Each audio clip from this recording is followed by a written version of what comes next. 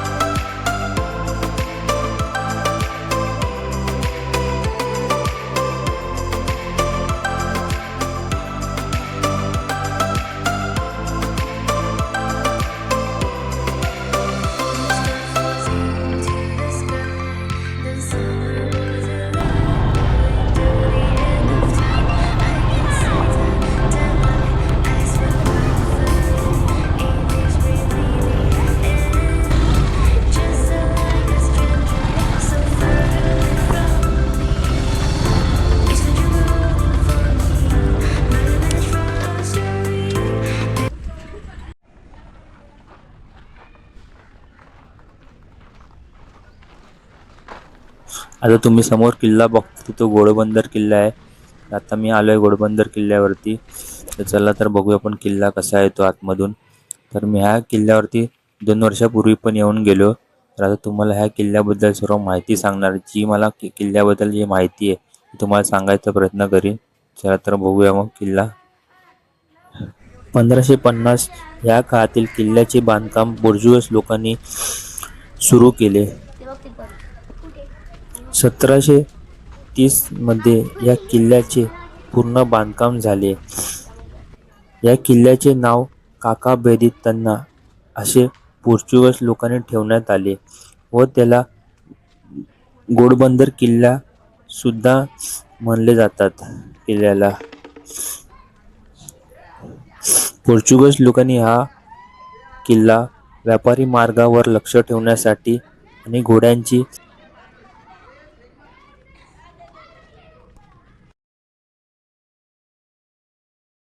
घोडबंदर किल्ल्यावर घोड्यांचा खूप मोठे व्यापार असल्या कारणामुळे ह्या किल्ल्याचे नाव घोडबंदर असे ठेवण्यात आले.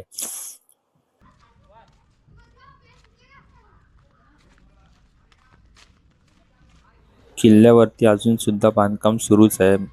आम्ही 2 वर्षापूर्वी आलो तेव्हा पण बांधकाम सुरूच होतं, पण आता बऱ्यापैकी थोडं होत आलंय काम किल्ल्यावरती. 1737 पर्यंत ह्या किल्ल्यावर पोर्तुगीज लोकांचं राज्य होतं. मग 1737 मध्ये वसई मोहिमेमध्ये चिमाजी अप्पांच्या नेतृत्वाखाली हा किल्ला मराठ्यांनी यशस्वीपणे जिंकून घेतला.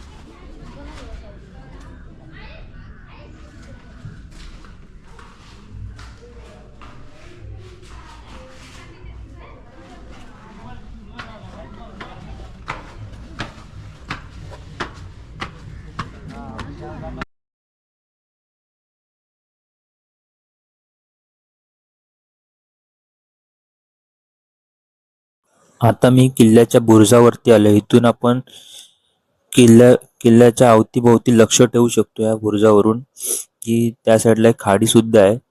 खाडीवरती पण लक्ष ठेवू शकतो.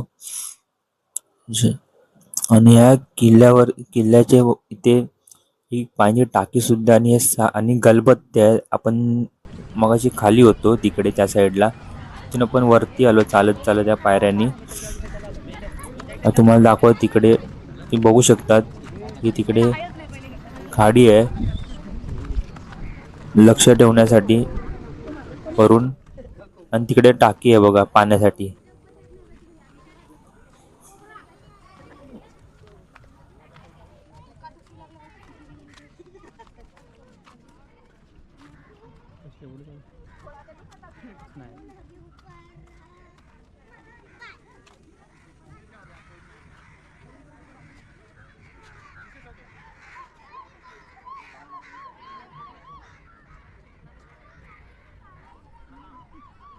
अठराशे 18 मध्ये हा किल्ला इंग्रजांनी आपल्या ताब्यात घेतला आणि तिथे हेडक्वार्टर सुद्धा बांधले. आता मी किल्ल्याचा परतीचा प्रवास सुरू केलेला आहे. आता पण चाललोय पाण्याची टाकीची इथे खाली. ही टाकी तुम्हाला दाखवतो, तिथून मग मी माझा परतीचा प्रवास सुरू करीन.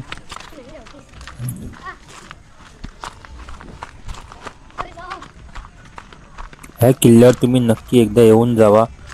20-25 मिनिटांमध्ये हा किल्ला फिरून होतो. या किल्ल्याची जर तुम्हाला माहिती आवडली असेल तर कमेंटमध्ये सांगा आणि व्हिडिओला लाईक आणि चॅनलला सबस्क्राईब करायला विसरू नका. मग भेटूया आपण पुढच्या ब्लॉगमध्ये.